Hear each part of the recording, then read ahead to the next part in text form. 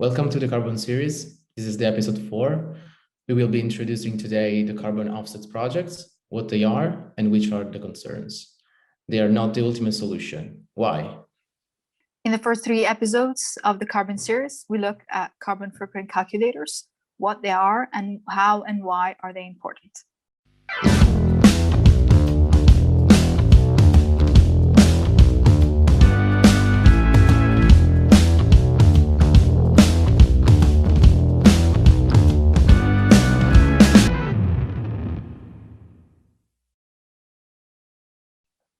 The Collins English Dictionary defines a carbon credit as a certificate showing that a government or company has paid to have a certain amount of carbon dioxide removed from the environment.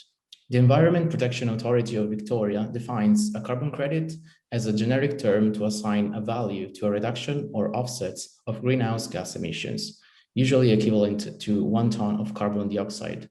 So for today, we're looking at 2 different types of credits. There are voluntary emissions reduction, a carbon offset that is exchanged over the counter or voluntary market for credits, which can also be, and we'll look at it in the website as Myclimate has, which you can pay for your carbon offset projects. Or there are certified emission reductions, emission units or credits created through a regulatory framework with the purpose of offsetting project emissions. Again, another example that we've seen in the organization we interviewed. Carbon offsetters purchase the credits from an investment fund or a carbon development company that has aggregated the credits from individual projects. Buyers and sellers can also use an exchange platform to trade, like a stock exchange, for carbon credits. Now, there are various forms of carbon compensation measures as carbon insetting. Carbon insetting is an investment by your company in emissions reduction projects within the supply chain. In contrast to emissions reduction in external climate protection projects, climate protection money remains within your company's values creation cycle.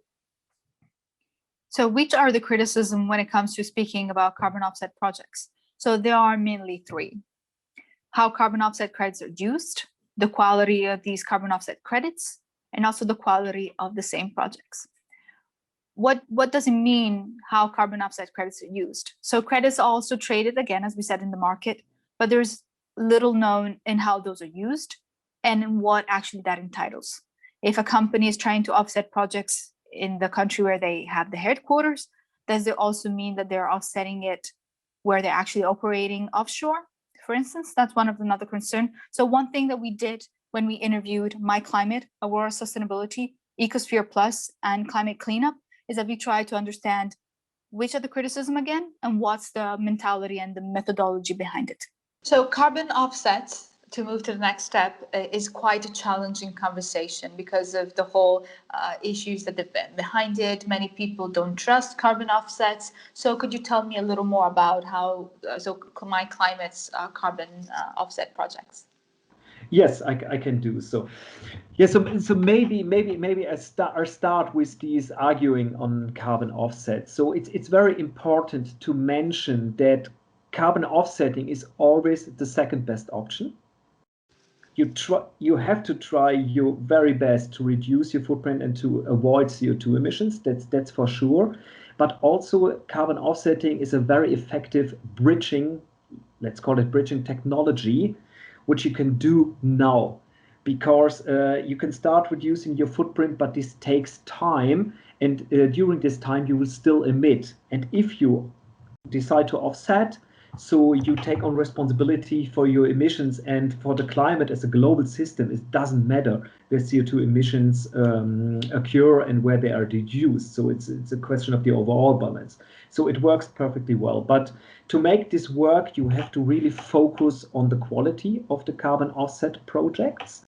And the quality means several aspects. So the first one, of course, they have to effectively reduce CO2 emissions. That's for sure. Secondly, they have also contribute to the SDGs. it wouldn't make any sense if you try to reduce CO2 emissions for the sake of the environment, for the sake of the local people there. So they have to also contribute for the protection of local habitats, for an increase of the local health and hygiene situation, etc. So this is also very important. And then they have to be additional.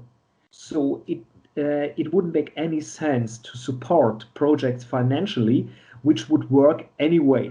So projects where you can make money, big or small money doesn't matter, but where you can make money out of it, it wouldn't work if you support projects which have to be conducted because the regulators, the local governments are asking for it. So it has to be projects which would make absolutely sense, have a positive impact, but were still kind of a burden, where people say we cannot do this, we cannot implement this. This is where offsetting comes into play and make these projects work and so contribute to the positive environment. Another concern is about the fact that sometimes projects are managed by richer countries while developing countries are just where projects take place. Sometimes companies do not take into account the needs of the local communities.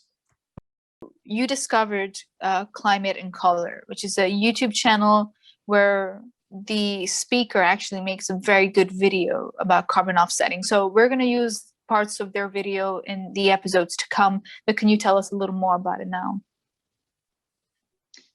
So Climate in Color is run by a fantastic person called Joycelyn, and she has made a video on a very similar topic around carbon offsets specifically, and it's extremely informative, and I'll have it all linked so that people can go and watch it, because I think she describes it very well and uses a lot of case studies. But she also brings up an extremely important point, which we've touched on already, of the idea that not every person has the same responsibility around changing their actions, and that a lot of people, especially from more marginalized places, have fewer options around sustainable transport and sustainable living in general, and therefore have a smaller responsibility to change. And so we will include a clip where she talks about it, and generally I'm grateful that she gave us permission to use this video. So what are the issues with carbon offsets? And I'm just going to go through kind of 6 main points of where carbon offsets fall quite badly below their expected performance. So 1, they've been found to be practically ineffective. Under the International Paris Climate Agreement, governments have already pledged to reduce emissions, but a study of the European Commission that looked into offset projects found that 3/4 of the projects actually made no difference and failed to reduce net emissions. And these projects failed to produce any additional emission savings, which means that those savings would have happened without them at all. 2, tree planting timescales are too long. So for people who are worried about tree planting timescales, yes, some projects just aren't as effective as they say they're going to be. We don't have the luxury of time, and in the case of forest planting, trees do not reach their average carbon storage capacity until they're between the ages of 15 and 30 years old. And one tree will usually take up to 40 years to absorb 1 ton of carbon, depending on the species. So whatever the calculated carbon offsets, they cannot be viewed as a direct carbon offsetting. The carbon that we'll emit to participate in that emitting activity will not be saved for another 40 years, or will not be replenished for another 40 years. Another issue is permanence and of carbon leakage. So sticking on the tree topic for a second, even if we planted enough trees to offset our carbon emissions, there is also always the risk that these trees will not last their full term of carbon sequestering capacity. These trees might be wiped out by droughts, by wildfire, or tree diseases, or in the worst case scenario, be deforested. It is not a guaranteed or permanent solution. Additionally, the offset project mustn't lead to emissions just moving somewhere else. This is kind of the concept of carbon leakage. Forest protection might just push the logging or deforestation elsewhere. And the reason this happens is because the driver for deforestation has not moved. There is still the need and the motivation for logging companies to log, and so they will just find somewhere new to take out that business. Carbon is leaking through the scheme, and it prevents offsets, leading to reductions in our atmosphere. Just as climate change shouldn't harm people in the UK or the US or anywhere else in the Western world, it shouldn't come at the cost of already persecuted people's land rights. There's the issue of climate colonialism with carbon offsetting projects, and climate colonialism is defined as the domination of less powerful countries or states and peoples by richer countries through initiatives meant to slow down the effects of climate change.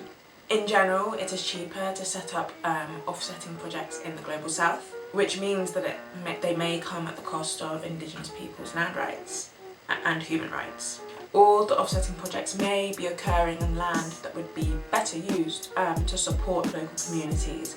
An example of this is the Sangawa people of the Embu forest in Kenya. These people were forced from their homes and in the most brutal times beaten up and dispossessed of their ancestral land. Widespread, sometimes deadly force was used to move them out of their forest, and it highlights significant flaws in the decision-making process that has been used to justify their evictions. The Sangawa people were never justly consulted for their eviction or asked for the ability to be able to use their land for carbon offsetting projects. And this is even more upsetting when conservation research has shown that securing the tenure rights for forest peoples can actually increase forest cover and species diversity, reduce deforestation and forest degradation, especially if the forest community are traditional or have had a long-term bond with the land.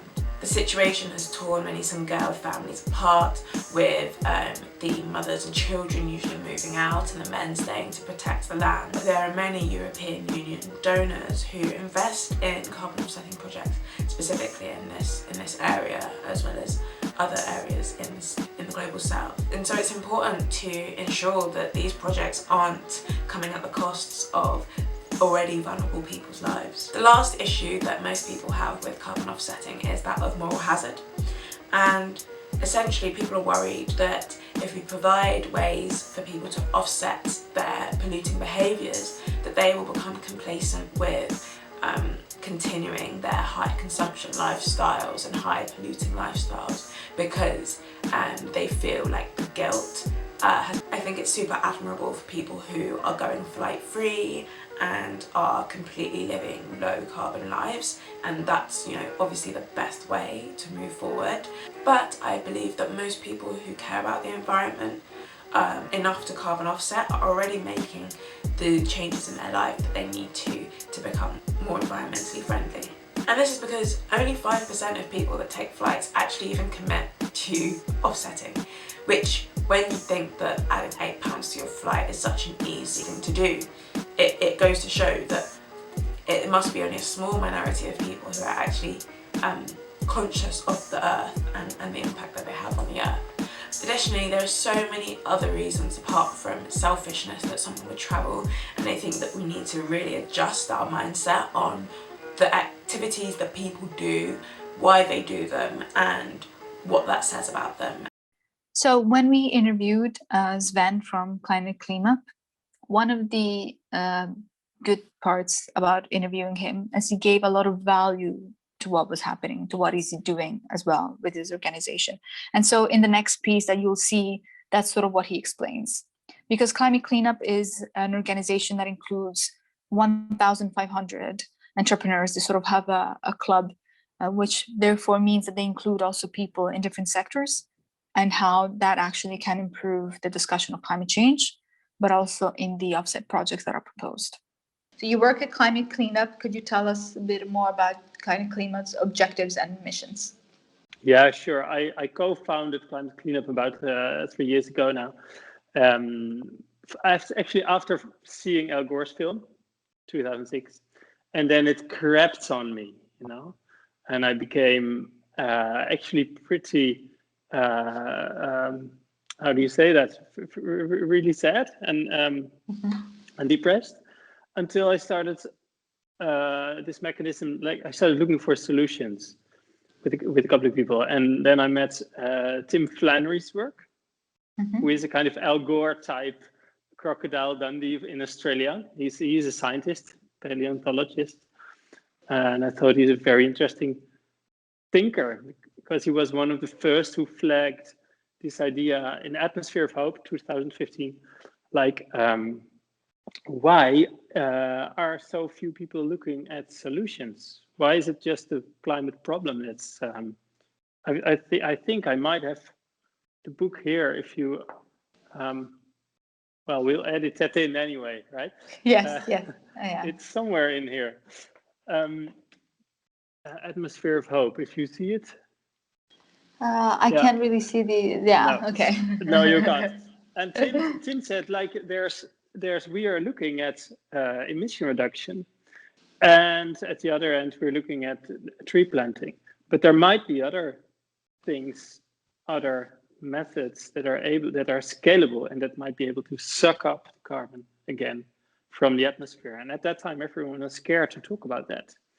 But I thought, knowing about, I mean, I'd been reading up ever since The Inconvenient Truth, basically, and all serious scientists would actually, when you would talk to them, would be like, it's actually we're too late. And then I spoke to one of the business leaders here in the Netherlands, and he even said in private, like, I asked him, what do you think about climate change? And he said, well, it's terrible. It's a nightmare. We're actually too late. And I thought, is that actually the case? And Tim did started doing the math. And he said, no.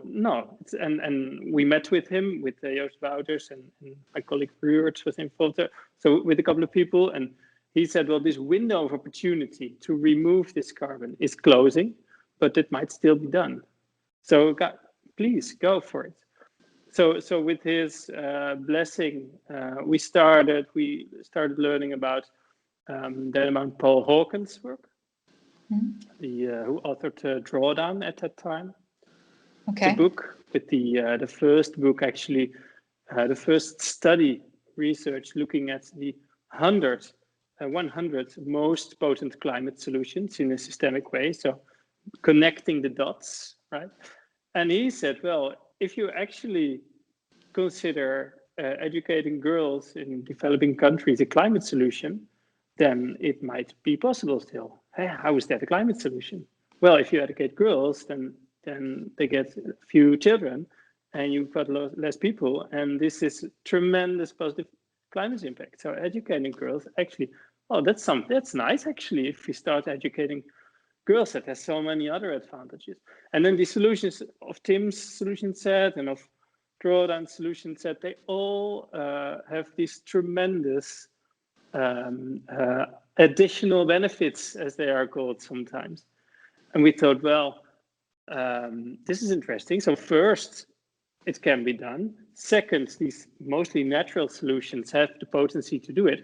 And then thirdly, we started meeting up with people who are already working on those solutions. Like this Joost Wouters I mentioned, he's a seaweed entrepreneur, but there's tons more working in seaweed or reforestation, regenerative agriculture, enhanced rock weathering, all those, but also bio-based building, for example. If you make a wooden building, that's also Drawdown had listed the solutions. We knew it could be done. So, and there were those entrepreneurs already working on it. And how is the carbon emissions that have been offset, how is that measured? Because it seems quite complex and quite intangible to be able to measure the reduction in something. Yeah, no, so it's all done through a very complex sort of mathematics structure of sort of a methodology that I'm happy to share with you, and there's sort of the formulas in which that comes around. But I guess sort of a high level is that you look at the historic deforestation of the area, and you kind of track what that's doing with the societal pressures, and then you predict that 10 years into the future at its current rate. And that's what you call the baseline, and that's 10 years. And every 10 years, the baseline is then renewed. And then now you have the baseline, a credible baseline of the project area. You then look at every year the project is running, you look at the actual deforestation, And there's a difference between the baseline versus the actual. And it's that difference where the carbon comes from. And so that's the sort of super high level. But then, yeah, and it's, an hour isn't enough to go into this nitty gritty of the methodology. So I'm happy to share that with you afterwards. But, it takes into account all sorts of, carbon stocks, different carbon stocks. It takes into account leakage. It takes into account, all sorts of pressures. So almost doesn't matter sort of the methodology, because actually when you go there, you realize that, okay, carbon, we're protecting the rainforest, fantastic. We're protecting trees, great. But from that, we're protecting biodiversity. We're protecting animals that we haven't even discovered yet, medicines that we haven't discovered yet. We're protecting indigenous communities that in one of our projects, they think there's indigenous communities, we don't know, and that's exactly how we want to keep it. We're protecting all that sort of stuff, and we've got the water system, the carbon cycle, everything. That like I said, the carbon tip of the iceberg after the biodiversity, ecosystem, and communities that are benefiting. But yeah, so we, like I said, all our projects are verified with the verified carbon standard. Basically go through a project validation, verification, and then sort of annual audits. And so under the VCS program, auditors, verification and validation bodies, basically tasked with assessing the projects through the VCS program rules, and there are methodologies, and each project goes through its own methodology. And again, I can share the different methodologies with you afterwards. So these are the independent third party, basically, to the VCS. And so the high level view on how to do a VCS project is basically you have to choose a methodology, or basically detailed procedures for quantifying the greenhouse gas emission reductions of specific project activities. So in our respect, RED+. You then have to describe and list the project. And so the project proponents, or the people making the projects, they must create a project description, and this can be a several hundred-page document, basically on demonstrating demonstrating the project meets all the requirements of the VCS program and the applied methodology. That can basically then be written up along with as the project validation is completed within the appropriate time frame that's set out, basically. Then you have to validate the project. And so the project proponents must then contact an approved independent auditor, known as like I said a minute ago, the validation and verification body, to determine whether the project complies with all the VCS rules and requirements that they've said it will, basically. All project descriptions must be validated against the VCS rules, and the project validation reports must be submitted to the VCS registry before the projects can be registered. And then basically verify all the emission reductions. And so once the project becomes operational, project proponents must follow the monitoring plan. And so in project descriptions, they all set out a monitoring plan, of basically how the project's going to run, how they're going to monitor it, what's going to happen at certain points, and who's going to do it. And basically to track the greenhouse gas emission reductions and other data relevant to the project, which is what I just said. It's more than just the carbon aspect. And then they're issue the verified carbon units, and each carbon unit has a very specific link that goes to a VCU registry. So if you offset a ton of carbon, we will retire that carbon off of the registry, so it can never be retired again, because of course that stops double counting. And so that's all a public registry, so you can see that, you can see whatever all of our project verifications have been done and issued. So that's kind of the high level of how it's done. Again, you can go into the nitty gritty, but that takes a lot more time. So Daniel from Ecosphere Plus, he made a really good introduction about what credits mean, how you verify that, and how you measure the emissions that have been reduced elsewhere with the projects. However, the next interview instead with Sven will be also interesting to see the idea of credits for companies and what that mean. But what we'll see in the next two episodes especially is also in view of the upcoming COP26 and how the Article 6 of the Paris Agreement will be very important to give a framework of carbon credits and how that is actually very important. We have a hunch that we really need to create something that's actually useful, that will create, on the other hand, there's raising demand. So companies like Microsoft, they're deciding to clean up all their emissions, or ASM Bank in the Netherlands, to clean up all their emissions historically and become climate positive, as we like to call it. Because the people call removing carbon still being called negative emissions. I think that's kind of strange. I mean, a tree is not a coal power plant reversed. Right? It's really a different process. So, and also, I think negative doesn't sound too positive to the large audience. So why not go climate positive? And this also embodies much more the fact that you're actually creating a better world if you're creating a climate positive world. So how do we create and account for a climate positive world? The market demand for carbon removal credits is increasing rapidly. Companies. Do you think that it could be too much? Do you think it could be used as a way to stop feeling guilty about pollution we cause for bigger companies? I mean, so some could be used as an excuse. For sure, yeah, that's one of the other problems. So there's a complex world of calculations and markets also, where carbon credits are being traded, and then companies use it indeed for like greenwash style activities. And then, so now from England, there's a movement. Mark Carney has a task force looking for how to fix this. There's the Oxford University who made Oxford Principles for carbon removal. It's a useful way. So they say, okay, if you use offsetting, then first you make sure you have done all the other things, like your energy savings and stuff like that.